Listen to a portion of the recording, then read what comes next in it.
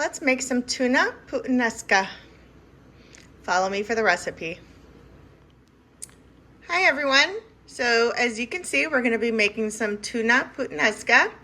It's the last week of Lent, so I wanted to go out with some good old pantry staples that we always have on hand.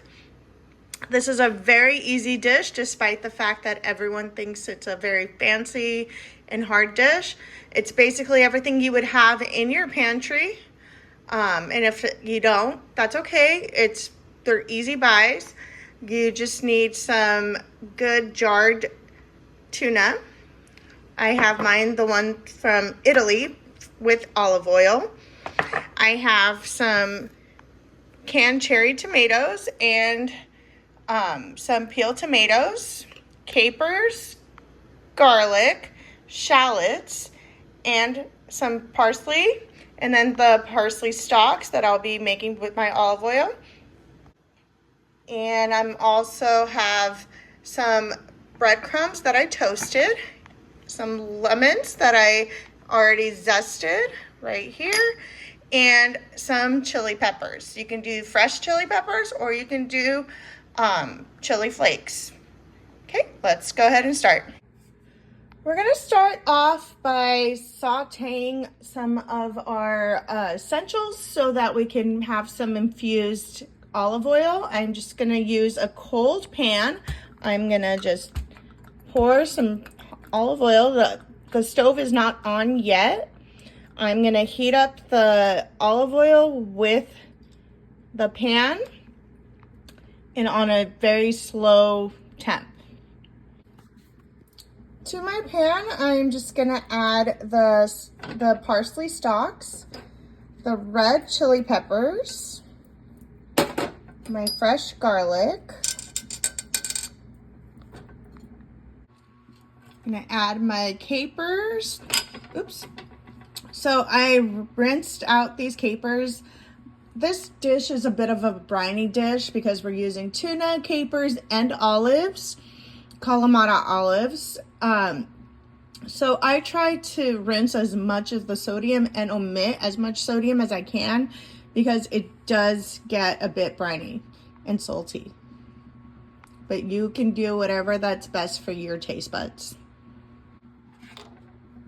Okay, to this we're gonna add 3 pieces of anchovy fillets. Don't let them scare you. All it's gonna do is just melt into the oil. It's gonna give fantastic flavor.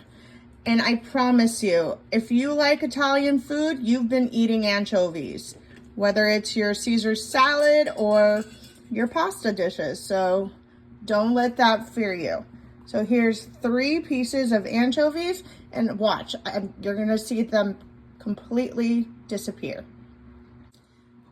The last ingredient I'm gonna add before I turn the stove on are my shallots. I've minced them. You can slice them or dice them however way you like. I like them tiny because I want them to melt with everything.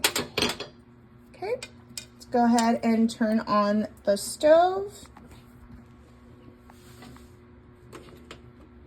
and let the pan heat up together.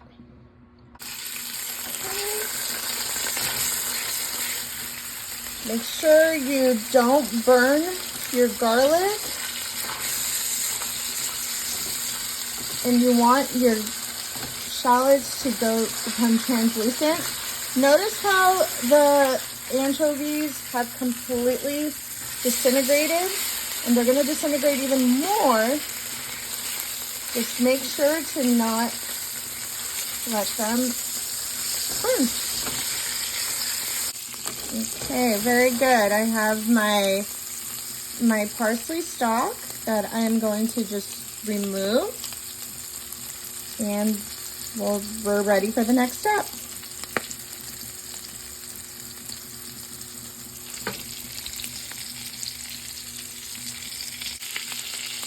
Okay, so I'm going to be adding half of this can of cherry tomatoes. And I will also add half of these peeled tomatoes. And I'm just gonna let it blend together for a short time, and then I'll start smashing them up with my spatula. As I said earlier, I'm not adding any salt. I'm not gonna add any salt until the very end, just because I wanna have control over the sodium. Not everyone likes a lot of salt, and this food does have a lot more sodium and brininess to it. So, because remember, we're gonna also be adding some Kalamata olives along with the tuna, along with the capers. So I'm just gonna let this come to a simmer. I added some black pepper just to bring out the flavors. And we're just gonna let these simmer a little bit, and then we'll start smashing them. Okay, before I start smashing my tomatoes, now would be a good time to add in my Kalamata olives. I just buy my Kalamata olives pre-sliced, and they're pitted. You can do pitted, or you can do with pits. You just have to let your guests know. I think that this is just for convenience factor for me. There is absolutely no difference whatsoever. You just want to have a spoonful. I'm using a small spoon because I'm just going straight from the jar. So you do want to have a spoonful, just so a couple spoonfuls to add into the mix. Okay, here's the fun part. You're gonna start smashing your tomatoes. I like to keep some of the cherry tomatoes intact, just like that. So I just start smashing the whole peeled tomatoes instead. Believe me when I tell you, you can distinguish which is which, but it's truly up to you how you like the texture. I just like to have some texture, not a lot. My mom is not a texture eater, or she doesn't like texture, so I have to be a little bit more conscientious. We're just gonna let this simmer for about 10-15 minutes. The next step is totally optional. You don't have to do this. I just want to have a little bit of extra depth and flavor. I'm just gonna add a splash of white wine, very little amount, just to give it a little bit of a depth and flavor. But don't worry, there's no alcohol. It's gonna completely cook out. So if you're fearful, please don't be. It will completely cook out in the cooking process. I'm just gonna let this continue to simmer. It's on low heat now. As you can see, I've smashed up most of my tomatoes. I've left some of the cherry ones intact, and we'll be ready to move on to the next step. I'm sure you noticed that I didn't put any Italian seasonings of any sort besides black pepper. The only thing I'm gonna add now would be some dried oregano, just a little bit, just to give those already infused flavors some added depth, along with the wine that I added, just towards the middle, even closer to the end of your cooking process, because I want the other flavors to have the unification that I was aiming for. You can see the cherry tomatoes, the garlic, the capers, the olives, the oregano, and the white wine are just there to add an extra depth of flavor. Now's a good time to taste your food to see if there's anything missing, any flavors.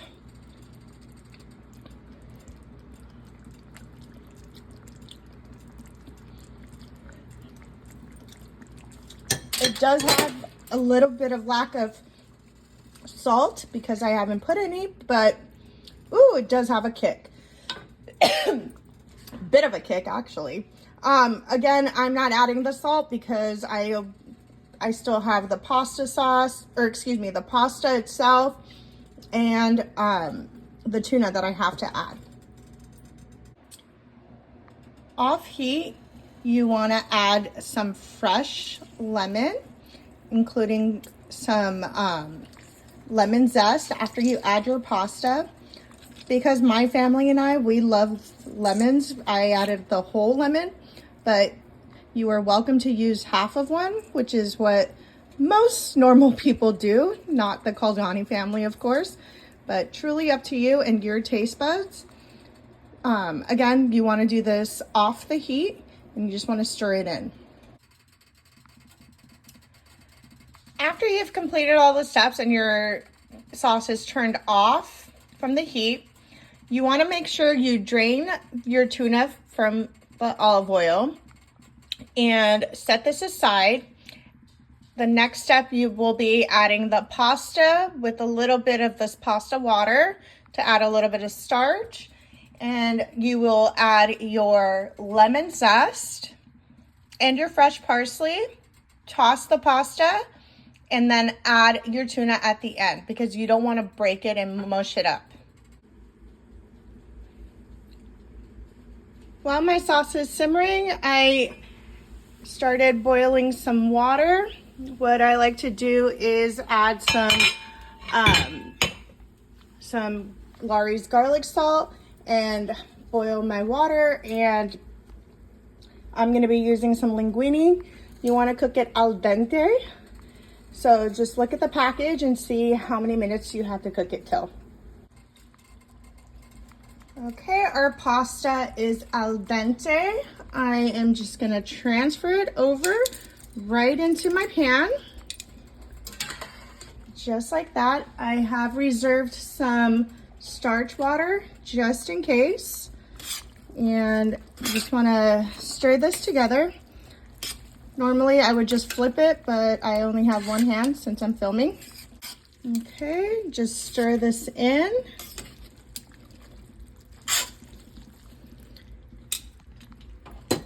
And now we're gonna add the chopped fresh parsley right in, and the lemon zest, and mix it in well. I'm gonna add my drained tuna, and remember to not let it get mush, just break it gently and just let it kind of break into the sauce, just like that. And the last thing I'm gonna add are my breadcrumbs.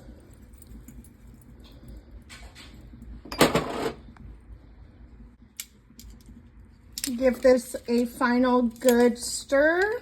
Again, just be very gentle with your tuna.